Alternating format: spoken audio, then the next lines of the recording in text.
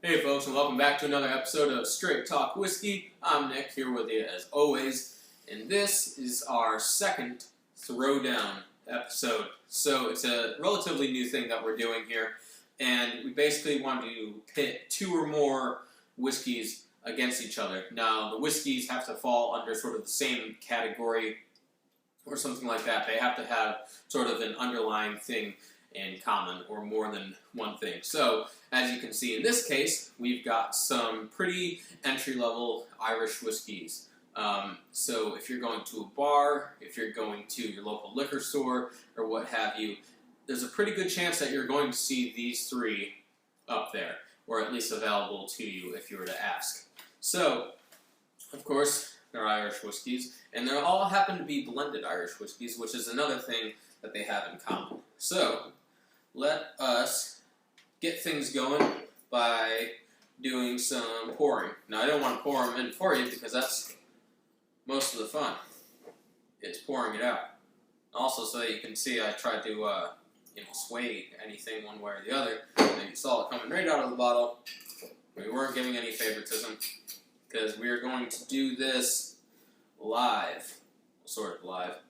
I'm doing this live, meaning that there's no editing, none of that. I haven't made up my mind as to which one I like already, although I've had these all before, so I do have sort of a preference, but if we I never really pit all these together, so maybe getting all three out on the table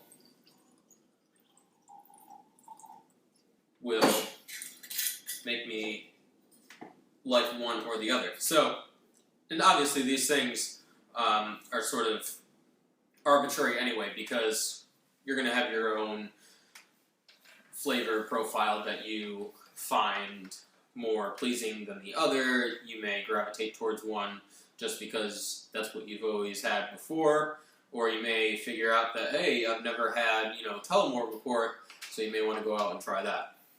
So, let's talk a little bit about what we've got here. Now, two of these products so far, at least the whiskey that's in them, are made in County Cork, the new Middleton distillery, and so that is the Jameson Irish Whiskey and the Tullamore Dew Irish Whiskey. Now, as you know, or if you're following along, Tullamore has built a relatively new distillery, which looks absolutely beautiful. I wish I was there in time to see the visitor center and everything like that. Just didn't have time last year when I went, but there's always looking ahead to the future. So, and this season even has a bottling date on it. I don't believe that Jameson does, but this is, let us see,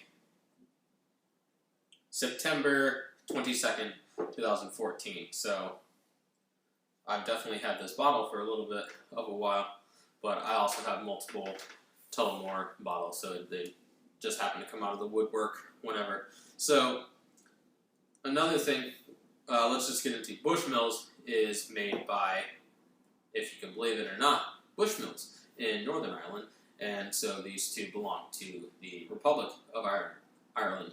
But again, they're all blended Irish whiskeys. They're all alcohol percentage, 40% ABV, 80 proof, so they're all sort of baseline there, no frills or thrills about them in that sense. What you do have, though, is sort of, if we take a look at sort of the three types of grain, structuring these whiskeys, and which is typical in Irish whiskeys, is you have the malted barley, unmalted and malted barley, which we call pot still, and we have grain whiskey, sort of the base for a lot of whiskeys around the world. More to get that clean sort of spirit in there, a really strong, usually higher alcohol base, and you get the malt as well as the pot still grains, that blend sort of are adding to the real flavor of the whiskey, apart from maturation. So, you have that. Now, Jameson is blended. Let me get my cards here so I, don't misspeak. But it is three types of casks, which you'll find with the Tullamore as well, but using sherry ex-bourbon barrels, and port pipes. So Tullamore also ages them in those three as well, but also ages it in Madeira wine cask. So they have a little bit of that going for themselves. And if you've looked at the other expressions, or if you've watched my other reviews on Tullamore, you'll know a lot more about the different types of casks and finishes that they have done with their different expressions, which I personally am a big fan of. So, with the Jameson, the main sort of ingredients that are going on in here is sticking with that traditional Irish pot still whiskey, and then grain is blended. So you'll have those two, and also what is a little bit different is that they distill these and age these separately. So they'll have their grain whiskey, and they've got a huge, warehouse, and then they've got all their grain whiskeys aged and that sort of thing. Minimum 3 years, remember, all of these Irish whiskey, that's the rules. And they'll have their pot still whiskeys. And then what they do before they bottle it is vat them together. So there's Jameson for you. Now with Tullamore Dew, what they're also using that isn't in Jameson is malted barley. So once we get through, you'll start to see, and if you've had it before, you'll get all of the sort of nose and flavor profiles that are, reminiscent of the malted barley. So that will certainly be in there. And they're using American and European oak casks as well. The ex-bourbon, the sherry, port, and Madeira wine. Now they're all triple distilled, so I should have also mentioned that as well. Now with the Bushmills, they are using, because it's also a blend, malted barley and grain. So a lot sort of to take in, because when you think of all the different sort of expressions that are out there, you're like, Jesus, must be a lot of distilleries out there, but there really isn't. That's starting to change now, but Bushmills is its own entity, and really for a good chunk of time, there was really only three sort of key players in the market. So you had Cooley, Bushmills, and Jameson, or the New Middleton Distillery. So the Jameson is making, Tullamore, they're making Paddy, Redbreast, all these things you can think of. And Tullamore is just sort of coming back to Tullamore, the city itself, and distilling.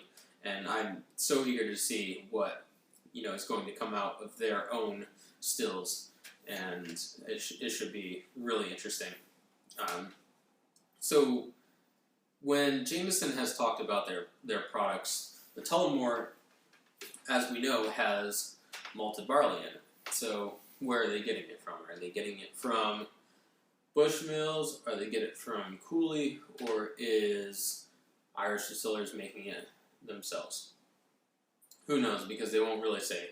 But they have said that it isn't a malt coming from Bushmills. So that's just what I've read. I've heard both sides of that coin. It doesn't really matter in the end, because it's about what's in the glass. I'm just gonna offset these to the side really so I can get to it. Let's start with the Jameson. So when you're doing sort of a flight like this, you want to have something that is going to cleanse your palate after. So make sure you get yourself a glass of water that isn't freezing cold, didn't just come out of your refrigerator, but let it, get down to, it doesn't have to be room temperature, and it doesn't need to be 3,000 degrees, to boil water. And just make sure you have a glass of water there to cleanse the palate. So let's go in. First of all, Jesus, I'm getting ahead of myself. I gotta follow the rules here. Let's look sort of at the color. I'm not noticing a huge difference, to tell you the truth. And I'm going to have to sort of hold these up to the light so I can see if there's any real stark difference. And I don't really see any. And I'm not going to, create this sort of romanticized thing that there is a difference between it, because I can't see it. At least not these guys can't see it. Now let's try the Tullamore and the Bushmills and see if there's any real difference. And I don't really see any difference in there. And let's try, just for good measure, the Jameson, and the Bushmills. And now I'm gonna switch all these around after, and you're gonna have to figure out which ones are which. Oh, that'd be stupid. Yeah, so not real any noticeable difference in color. Maybe we'll do this. Maybe we'll put this over here, because it's just, we don't got enough room here, folks. Sorry, that's what you get when you got a small sort of reviewing studio, which ends up just being your table. So, let's go the nose on the Jameson. Now, first off, what you're getting is sort of a honey, the sweet note. A little bit of green grass in there. But definitely the honey, fresh green, fresh cut green grass. A little bit.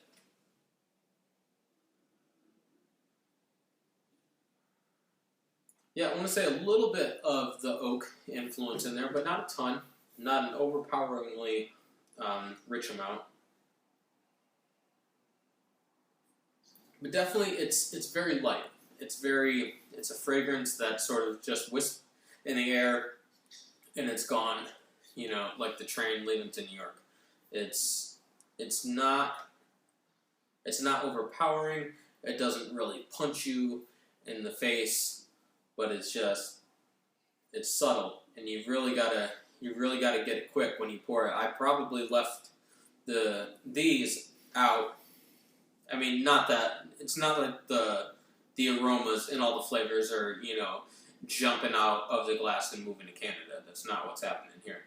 But you do, once, you know, it oxidizes, it gets mixed in with the oxygen, it's moving around in the air and that sort of thing. It's definitely something to take into consideration when these are all at 40% alcohol by volume. So just be careful for that. A little bit of a light fruity note in there, a little bit of green apple, maybe a little bit overripe green apple. It's crisp. It's definitely, the nose is crisp. So, a trick I like to do, sort of to cleanse the palate, and it's not weird if you're going out to dinner or something like you to have a whiskey or something, or a couple whiskeys, and you want to get sort of to a base playing field, just smell the back of your hand. That's all you gotta do. Nothing weird about it. You're just getting back to something familiar, something you're constantly with 24 hours a day, 365.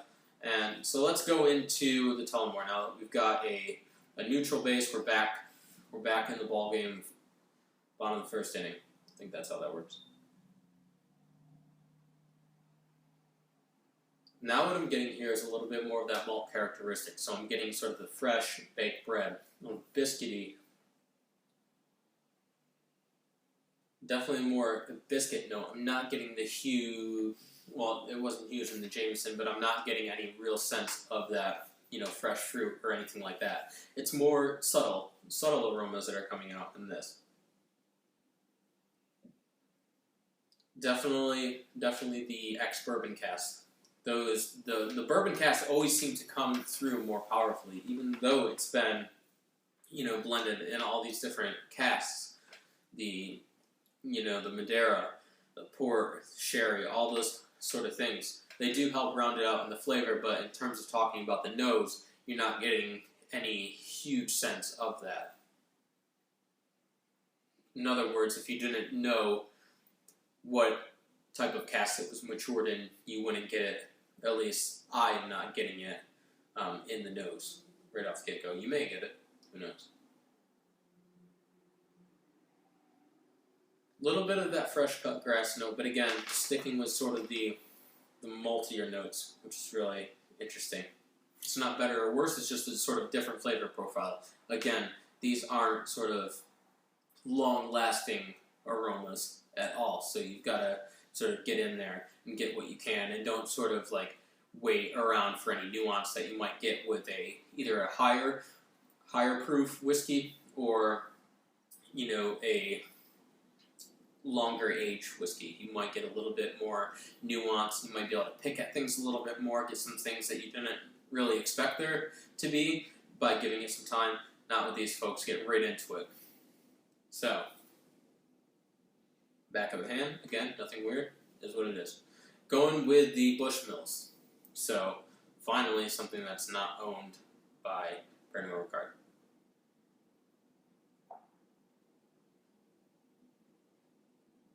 Now this, if they're sort of, with the Jameson and Tullamore, a real sort of one-track mind, right? We talked about the sort of the track that each is headed on. But with Bushmills, what you have is this nice little balance between the malted barley characteristics, again, the fresh baked bread, these biscuity notes, bakery at 5 a.m. in the morning. But what you're also getting is this nice, robust, baked fruits is what I'm getting. It's not the clean, crisp fruits that we got in the Jameson, but with Bushmills, it's these like baked apple pie, things like that, minus all of the cinnamon and that sort of thing. But if you can imagine sort of the fresh baked apples or something like that. A little bit of orange too, a little orange zest in there. It's definitely a rounded aroma coming out of it. Again, not just a one-track sort of thing, but something a little bit more nuanced, a little bit more richer, more in depth.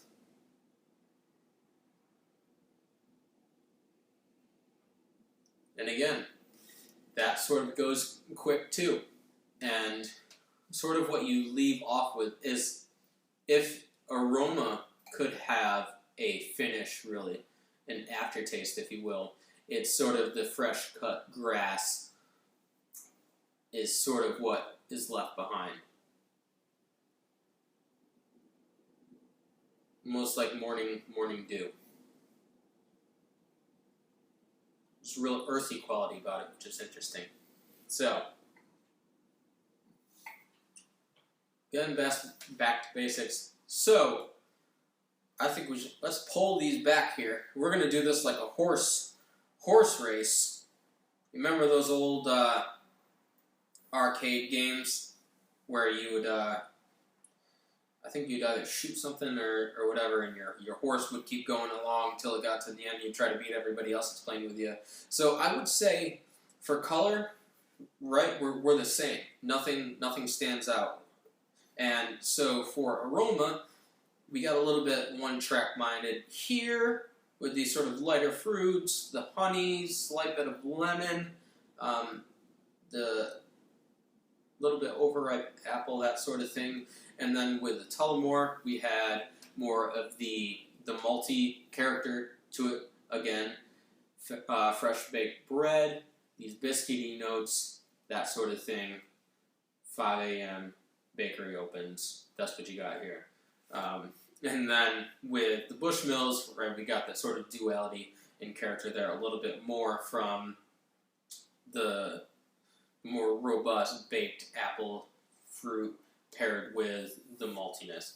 So it's almost like you have a little richer sense. It's like Jameson Black Barrel, really. And you marry that with Tullamore, just the standard entry, and you're getting what's in here. So I think for right now, the Bushmills has pulled ahead a little bit, so you can sort of see where things are headed. So let's go in for the taste. Let's see what we get.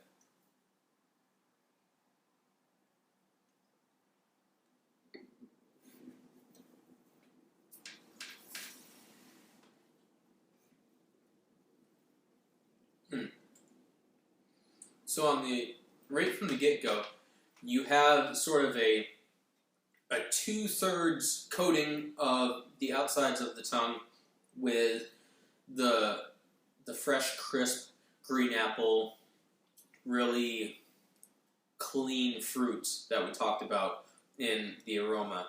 And what sort of underlies that is the honey and really zesty sort of quality there, and a little bit of undertone of oak.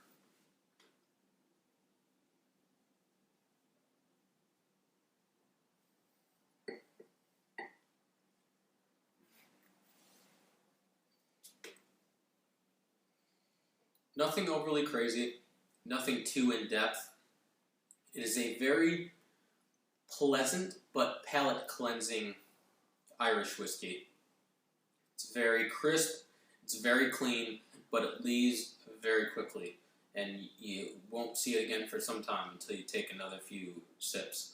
So it's why a lot of times Jameson is used in sort of the same way that Jack Daniels and Jim Beam may be used, to mix into cocktails and that sort of thing, because it provides a good base, but it provides sort of all these open doors for you to go and experiment with different cocktails and that sort of thing. So it definitely has its purpose, and it's not knocking it at all to say that it doesn't have a lingering finish or a real substantial finish and a long aftertaste, something like that.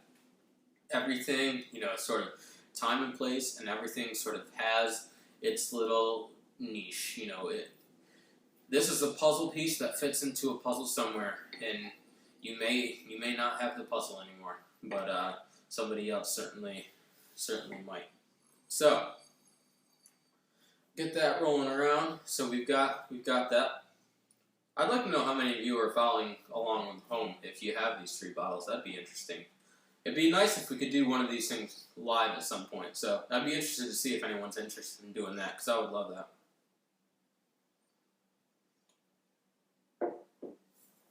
And it's all about the community of people just sort of enjoying whiskey.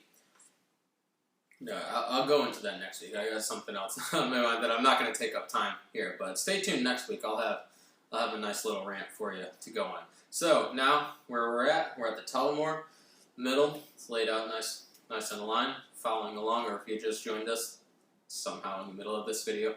So let's go for it.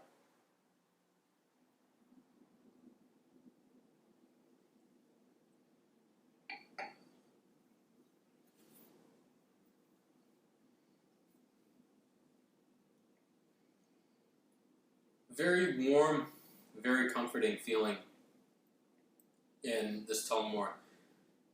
If the Jameson has this really quick, sort of crisp feeling to it, Tullamore has sort of a little bit more leg. In other words, like it has a stronger finish. It's got a creamier mouthfeel to it. That sort of texture that is notorious with the pot still whiskeys. The single pot still whiskeys, really, that have this nice, robust lather texture to it. It's getting a little bit of a hint from the Tullamore to that. But in terms of taste and things that you pick out, definitely the malted barley I'm picking out, and the sort of very fresh, airy, light biscuit notes to that. It's really interesting.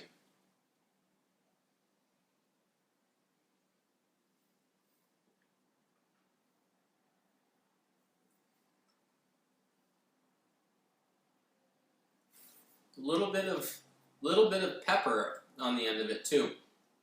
Pepper the spice, not the vegetable, but sort of this crushed black pepper spice that's going on at the end of it, giving a little bit of grit to go along with the creaminess, but a lot of this vanilla bourbon barrel finish going on with that too, and it's not sort of a rich vanilla sense, but it's just a hint of it, almost as if it's just a smooth sort of glaze going over it, which is interesting. But again, just like the nose on these two, very different, but very sort of the same sort of trajectory in there.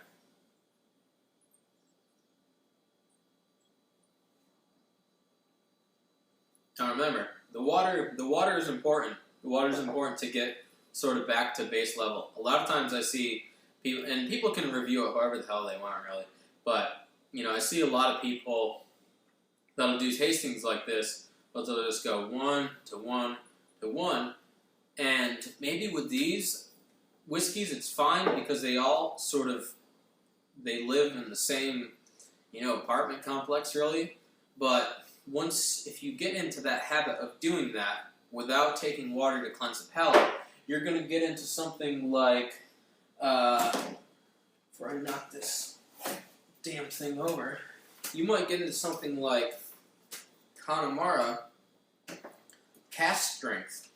And you might say, I just want to try, something different in the Irish whiskey market. And you go and you try that first, and you won't taste the rest of them because it's so high in alcohol content, and the flavors in it are just so punchy and in your face and absolutely beautiful. By the way, I love this. I should keep this under lock and key, and I don't know why I don't. But anyway, you just don't want to get into that habit, because when you move on to other things that are a little bit more punchy, if you will, it's not to say that, oh, you're advancing into the cast strength world. That's not it at all. I'm not trying to be pretentious at all about it, but it's just, that's the fact of the game there, folks. So, anyway, get your water in, get yourself to a nice place, get yourself back home, and put your slippers on before you head to the next one, which for us is going to be Bushmills, and then we'll wrap this thing up, because who knows how long this video is by now. So, here we go.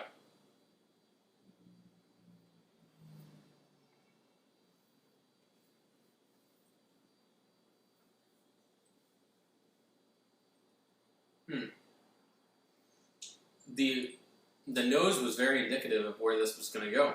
And yes, I've had it before, and I could probably give notes, but without tasting it. But it's really, really just nice to have sort of a flight of these and be able to decipher between the two and get it all as one sort of, one sitting experience. Because the same thing that we got in the nose of the baked fruits and the maltiness is coming through right in the taste, which is just, it's great when something like that can happen. A lot of the times, what we taste is imparted from what we actually smell, and that's sort of our, sensory receptors taking over, and sort of what we can associate with what we've tasted and smelled in the past, and that sort of thing, which is really interesting. But I'm getting that sort of duality there, which is really interesting.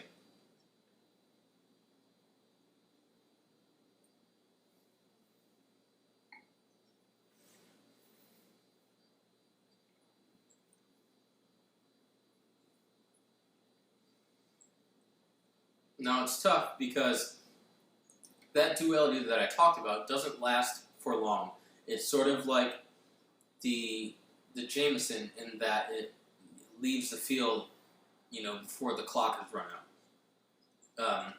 And so while you do get hints of sort of this fresh baked bread and baked apple note, the baked apple note, by the way, isn't as substantial. It's more of sort of a overripe apple, if you will.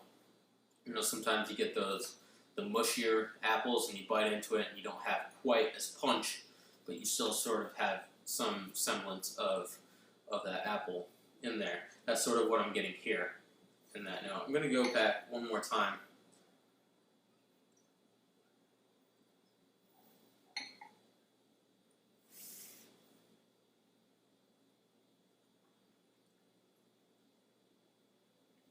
Now, in terms of finish, it's not like the Tullamore, where you had sort of this peppery spice characteristic to it.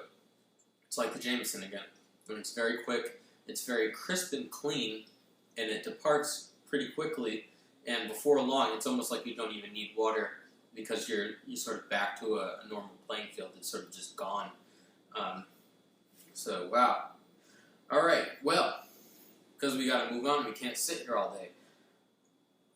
It's a tough decision, but just taking all things into consideration, on the aroma, the Bushmills really stood out.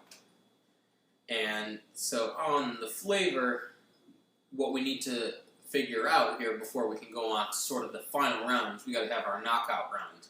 So between the Jameson and the Tullamore, just quite plainly, Tullamore had the advantage. So we're going to move that up. It was a little bit of a more robust flavor, and if you're following along at home, you can definitely get that. I'm not going to throw this out. I'll have this after the review. So we'll knock that out of the equation, and hopefully that doesn't fall off the table. Nothing has yet, but I'll jinx myself. So, we are down to the Tullamore and the Bushmills. So we're going to cleanse the palate. We're going to go back for an aroma taste, palate cleanser, aroma taste. Bingo bango, we'll be out here with a winner.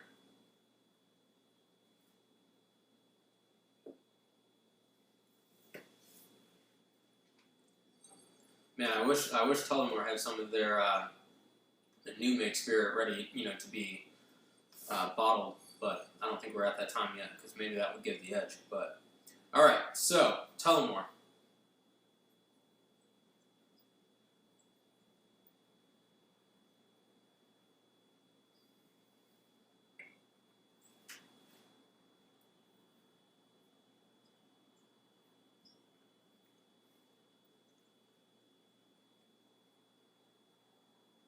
Okay.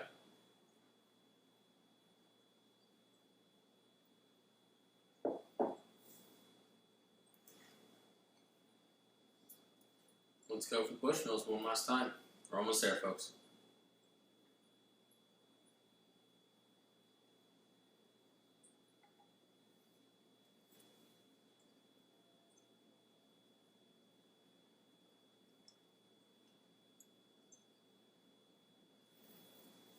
That is a tough one. It is a very, very tough one. I think if the Bushmills had a little bit more of a substantial finish to it, it would be sort of our victor here. But alas, we must come to a decision, and so for the throwdown, episode number 2, our winner for these 3 Irish whiskeys is the Tullamore Dew. Oh, Daniel E. Williams would be proud to hear that. So, that's it for this week's episode. We'll see you next time for sure. And as always, if you're going to drink responsibly. We'll see you next time.